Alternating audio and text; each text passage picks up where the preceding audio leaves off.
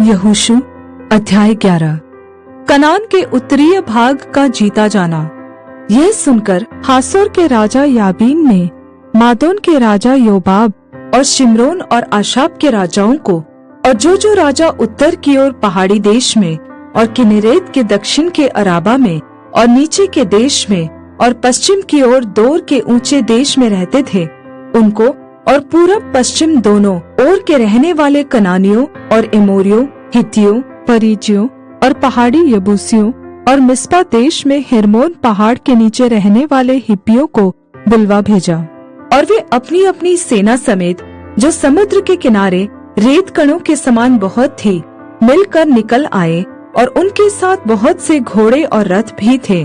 तब वे सब राजा सम्मति करके इकट्ठे हुए और इस्राएलियों से लड़ने को मेरोम नामक ताल के पास आकर एक संग छावनी डाली।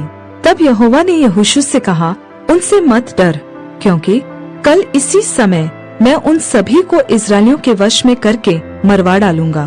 तब तू उनके घोड़ों के घुटनों की नस कटवाना और उनके रथ भस्म कर देना। और यहोशू सब योद्धाओं समेत मेरोम नामक ताल के पास अचानक पहुंचकर उन पर टूट पड़ा, और यहोवा ने उनको इस्राएलियों के हाथ में कर दिया। इसलिए उन्होंने उन्हें मार लिया और बड़े नगर सीदोन और मिस्र पोतमैम तक और पूर्व की ओर मिस्पे के मैदान तक उनका पीछा किया और उनको मारा, और उनमें से किसी को जीवित न छोड़ा। तब यहोशू ने यहोवा की आज्ञा के अनुसार उनसे किया, अर्थात उनके घोड़ों के घुटनों की नस कटवाई और उनके रथ आग में जलाकर भस्म कर दिए। उस समय यहोशू ने घूमकर हासोर को, जो पहले उन सब राज्यों में मुख्य नगर था, ले लिया और उसके राजा को तलवार से मार डाला, और जितने प्राणी उसमें थे उन सभी को उन्होंने तलवार से मारकर सत्यानाश किया, और किसी प्राणी को जीवित न छोड़ा। और हासोर को यहोशू ने आग लगाकर फुकवा दिया, और उन सब नगरों को उनके सब राजाओं समेत यहोशू ने ले लिया, और यहोवा के दास मूसा की आज्ञा के अनुसार उनको तलवार से घात करके सत्यानाश किया। परंतु हासोर को छोड़कर, जिसे यहोशू ने फुकवा दिया, इस्राएल ने और किसी नगर को जो अपने टीले पर बसा था नहीं जलाया।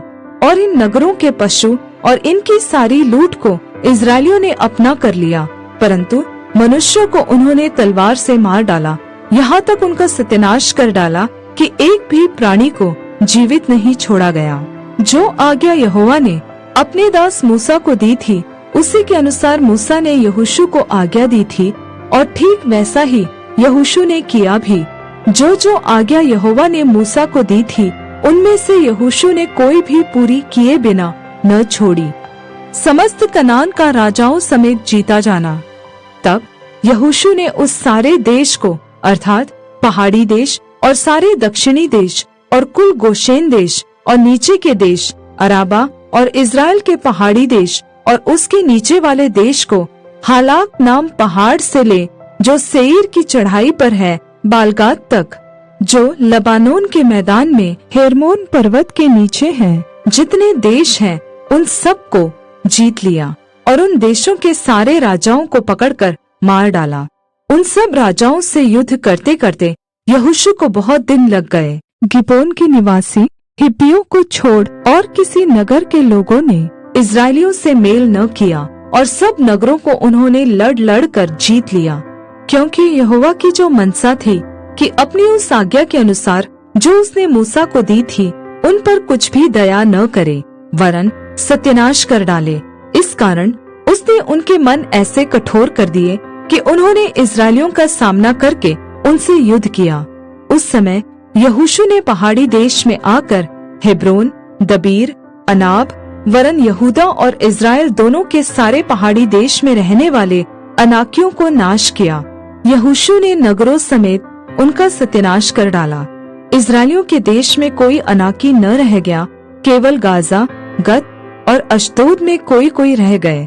जैसा यहोवा ने मूसा से कहा था, वैसा ही यहोशू ने वह सारा देश ले लिया, और उसे इस्राएल के गोत्रों और कुलों के अनुसार बांट करके उन्हें दे दिया, और देश को लड़ाई से शांति मिली।